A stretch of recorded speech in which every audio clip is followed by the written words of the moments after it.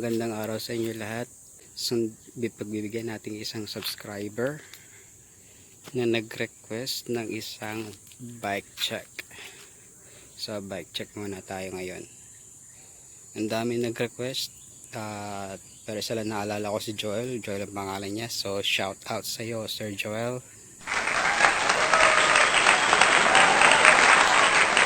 Ayan.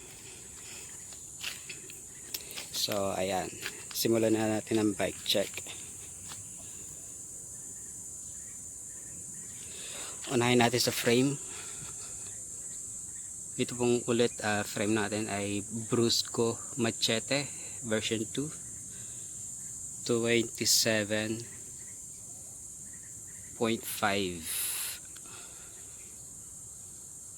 Ayan po. At saka nga pala yung mga nagtatanong, ang Brusko Machete po ay gawa ng sandugo. Yung mga gumagawa ng mga apparel. So hindi lang apparel ang ginagawa nila, gumagawa na rin po sila ng bike frame. Ayan. So isunod naman natin itong drivetrain. Ito po ay SRAM SX Eagle 1x12.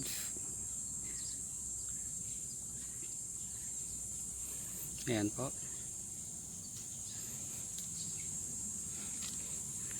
At dito naman tayo sa brake set. Ito po ay Shimano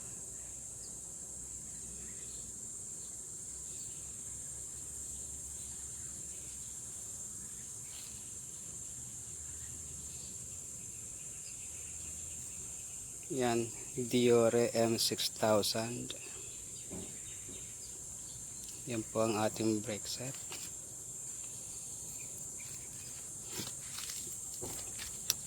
At ngayon dito naman tayo sa wheel set. Ito po ay Wayman 32 tubeless ready. Yan.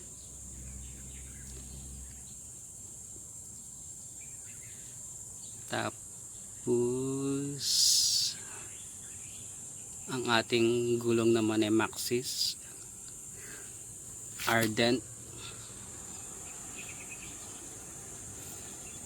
2.35.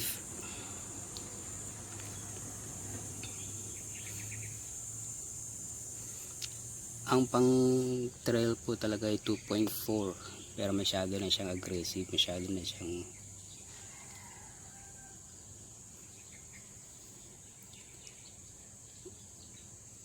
siyang mataba. Although pwede naman, kasi kung makikita nyo spacing, malaki pa, pwede pa to. And then yung hubs naman natin, ayan,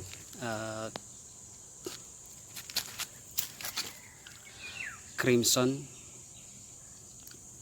through axle boost, pareho, likod at harap.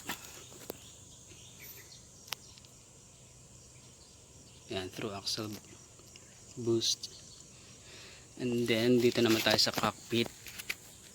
ITM yung aking seat post, 30.9 na 350 yata to. And then yung saddle core,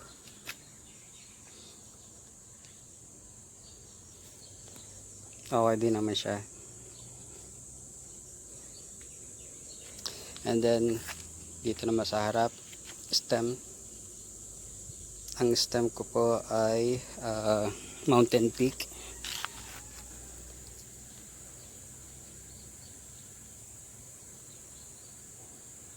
Ayaw mag-focus.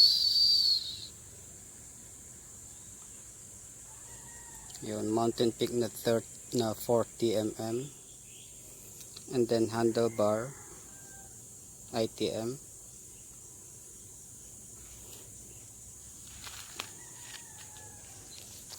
Ayan. At ito naman ang aking handle grip.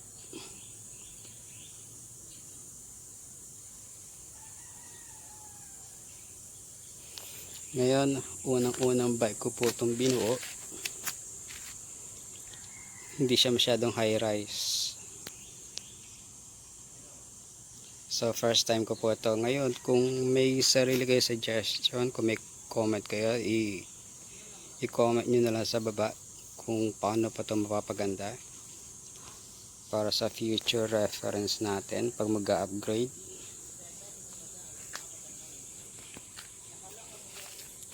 Ayan. Ito nga palang ano ko pa, pedal pala. Ito pa nga ang pedal.